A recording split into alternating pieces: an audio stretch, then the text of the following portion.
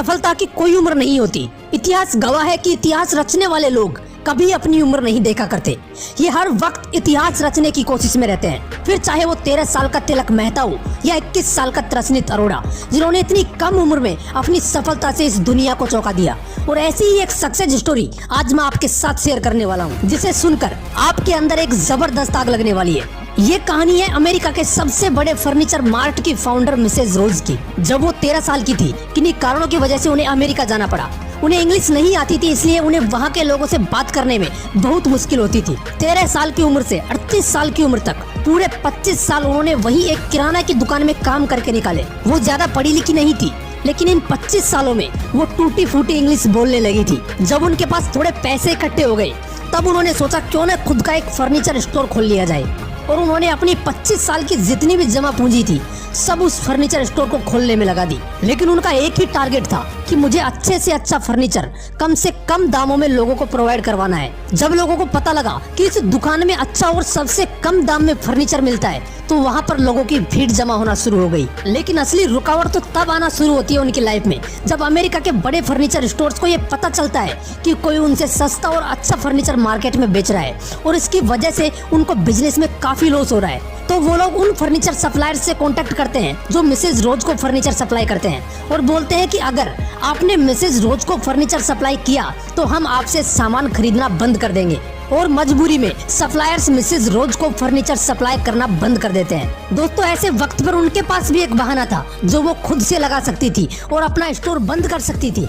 लेकिन कहते हैं ना, अगर कुछ बड़ा करना है तो बहानों को लात मारनी पड़ती है।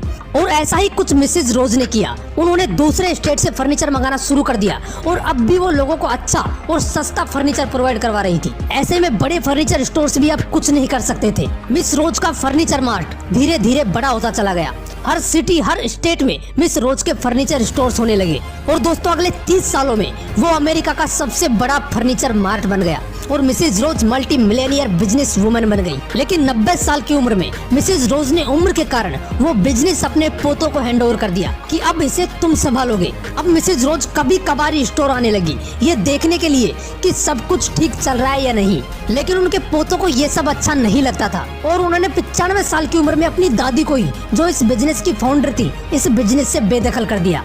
लेकिन मिसेज रोज अभी भी नहीं रुकी, और 96 साल की उम्र में उन्होंने अपने ही फर्नीचर स्टोर, जो उनके पोतों ने छीन लिया था, उसी के सामने दूसरा फर्नीचर स्टोर ओपन कर दिया। और फिर से उनके साथ वही हुआ जो उनके साथ 56 साल पहले हुआ था। लेकिन इस बार उनके कंपेटिटर्स थे उनके ही पोते, जिन्होंने पूरे अमेरिका के सप्लायर्स को बोल दिया कि मिसेज रोज को अगर कोई फर्नीचर सप्लाई करेगा तो हम उससे सामान नहीं खरीदेंगे। लेकिन मिसेज रोज कहाँ रुकने वाली थी, उन्होंने इस बार दूसरे कंट्री से फर्नीचर मंगाना शुरू कर दिया, और फिर से अच्छी सर्विसेज देने लगी।